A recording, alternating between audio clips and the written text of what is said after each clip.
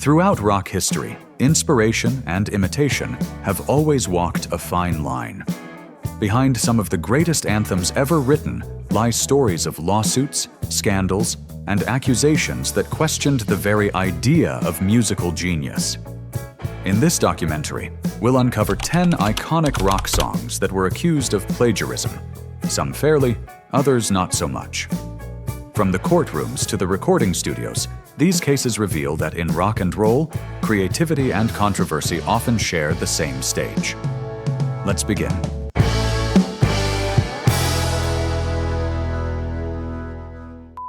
Number 10. Come Together by the Beatles. When John Lennon wrote Come Together for the Beatles' legendary album Abbey Road in 1969, he was at the height of his creative power. The track became one of the most distinctive songs in the band's catalog, hypnotic, bluesy, and enigmatic. But behind that iconic groove hid a controversy that would follow Lennon for years. Not long after its release, Morris Levy, the publisher who owned the rights to Chuck Berry's You Can't Catch Me, sued Lennon, claiming that Come Together had lifted both lyrical phrases and rhythmic feel from Berry's 1956 hit. Here come on flat top, he was moving up with me. Here come on flat top, he come. The line, Here Come Old Flat Top, was almost identical, and the laid-back shuffle rhythm certainly echoed Berry's style. Lennon, a lifelong admirer of Berry, admitted that the influence was real, though unintentional. He never meant to copy. He was paying tribute to one of his idols. Still, the case made its way toward court before both parties reached a private settlement.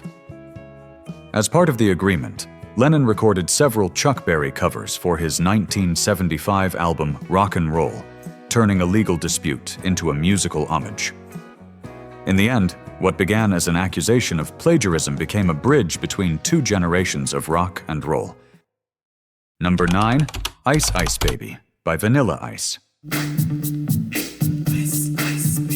In 1990, a young rapper from Miami named Vanilla Ice exploded onto the charts with Ice Ice Baby. It became the first hip-hop song in history to reach number 1 on the Billboard Hot 100, a milestone that seemed to mark a new era for rap music. But behind the catchy beat and playful lyrics, something didn't quite add up. Listeners quickly recognized the unmistakable bass line, a riff that had already achieved immortality almost a decade earlier in Queen and David Bowie's classic Under Pressure.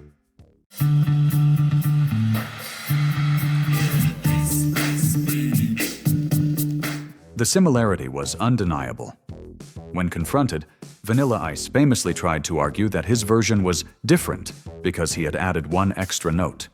Ding, ding, ding, ding, ding, ding. That's the way theirs go. It's not the same. Ours goes ding, ding, ding, diggy, ding, ding, ding, ding, ding, ding, diggy, ding, ding. That little bitty change. The explanation, however, only made the situation worse. Soon after, legal action followed. The representatives of Queen and Bowie were granted songwriting credits and a substantial financial settlement. The controversy turned Ice Ice Baby into a textbook example of what happens when influence crosses the line into imitation. Yet, in retrospect, this case did more than spark a legal feud. It marked a turning point in how the music industry viewed sampling. From that moment on, borrowing a beat was no longer innocent experimentation. It became a matter of rights, recognition, and respect. Number 8. Ghostbusters by Ray Parker Jr. Few movie themes are as instantly recognizable as Ghostbusters. Released in 1984, it became a cultural phenomenon, a song that perfectly captured the fun, supernatural energy of the film. But behind its success lurked one of the most talked about plagiarism disputes of the decade. Ray Parker Jr., who wrote and performed the song, was accused by Huey Lewis and the News of copying their hit, I Want a New Drug. The resemblance was striking. Both tracks shared a nearly identical tempo, groove, and bass line. And given that Parker had been hired under intense time pressure to deliver the Ghostbusters theme, many suspected he might have borrowed a little too directly. When the woman is sick, well, there's something weird, and it don't look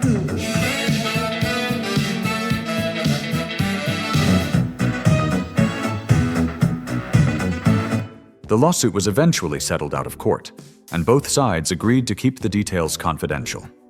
But years later, Huey Lewis spoke openly about the case in a television interview, revealing parts of the settlement, a direct violation of their non-disclosure agreement. In response, Ray Parker Jr. filed his own lawsuit against Lewis for breaking that confidentiality clause. Ironically, the battle over Ghostbusters didn't end with who copied whom, but with who spoke first. In the end, Lewis was forced to compensate Parker, proving that even decades later, this ghost of a legal fight refused to rest in peace.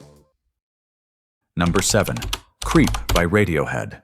But I'm a creep. When Creep was released in 1992, it turned Radiohead from an unknown British band into the reluctant voice of a disenchanted generation.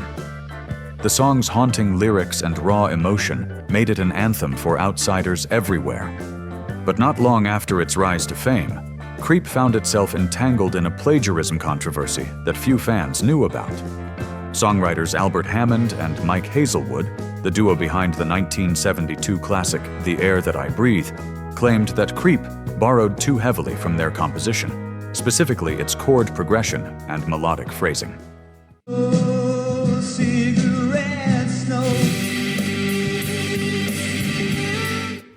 After a legal dispute, the court ruled in their favor. Hammond and Hazelwood were officially credited as co-writers of Creep, ensuring they received royalties from one of the defining songs of the 90s. The twist of fate came years later, when Radiohead themselves accused Lana Del Rey of copying Creep in her track Get Free. The irony didn't go unnoticed. The band once accused of imitation was now making the same claim against another artist. In the world of music, it seems the wheel of inspiration and karma never stops turning. Number 6. Danny California by Red Hot Chili Peppers. Getting born in the state of Mississippi. When the Red Hot Chili Peppers released Danny California in 2006, fans and critics alike couldn't help but notice something familiar. The song's laid-back groove, chord progression, and vocal phrasing bore a striking resemblance to Tom Petty's Mary Jane's Last Dance.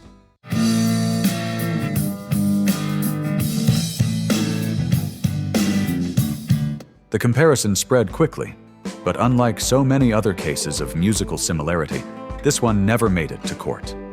Tom Petty, known for his calm wisdom and integrity, chose to take the high road.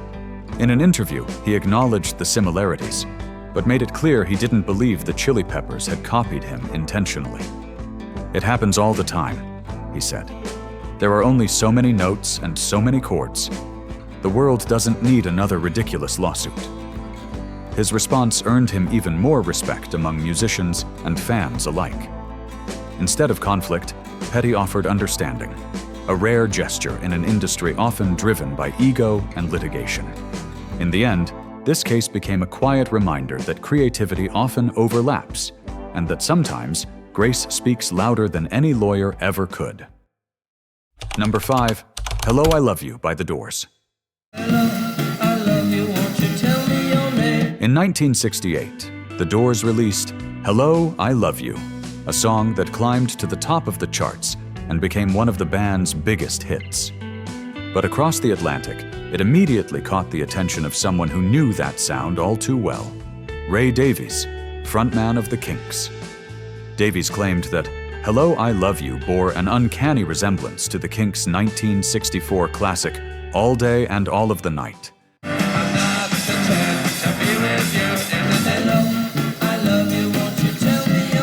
The driving riff, the rhythm, even the vocal delivery, all seemed a little too close for comfort. As the similarities gained attention, the case eventually reached the British courts. The verdict came down in favor of the Kinks, and Ray Davies was officially credited as a co-writer of Hello, I Love You. It was a rare instance where a band as iconic as The Doors had to share credit for one of their own hits. This case stands as a reminder that musical inspiration often walks a thin line. And when that line blurs, even legends can find themselves on the wrong side of the law. Number 4. Bittersweet Symphony by The Verve. Few songs define the melancholy of the 90s quite like Bittersweet Symphony. With its sweeping strings and haunting lyrics, it became the Verve's signature track, a timeless anthem about struggle, fame, and the human condition. But behind its beauty lay one of the most infamous legal battles in modern rock history. The Verve had sampled an orchestral version of The Last Time, arranged and recorded by Andrew Loog Oldham, the former producer of the Rolling Stones.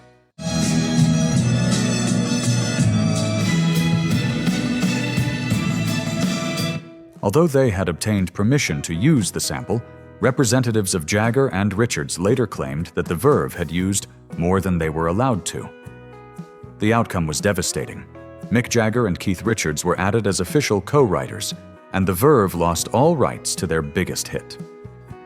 For years, Bittersweet Symphony stood as a cautionary tale about the high cost of artistic ambition and the unforgiving nature of copyright law. But time has a way of healing old wounds. In 2019, Jagger and Richards returned the song's rights to Richard Ashcroft and the Verve, a long overdue act of reconciliation that finally restored ownership of one of the most moving songs of its era. Number 3, Wanna Be Startin' Somethin' by Michael Jackson. When Michael Jackson released Wanna Be Startin' Somethin' in 1982 as part of his groundbreaking Thriller album, it was pure energy, a fusion of funk, soul, and pop that captured the pulse of a generation. But behind that irresistible rhythm lay a controversy that reached far beyond the world of pop music. Cameroonian musician Manu Dibango, one of the pioneers of Afrobeat, recognized something familiar in Jackson's hit. The chant, "Mama Say, Mama Sa, Mama Kosa," was strikingly similar to the refrain from his 1972 classic, Soul Makossa.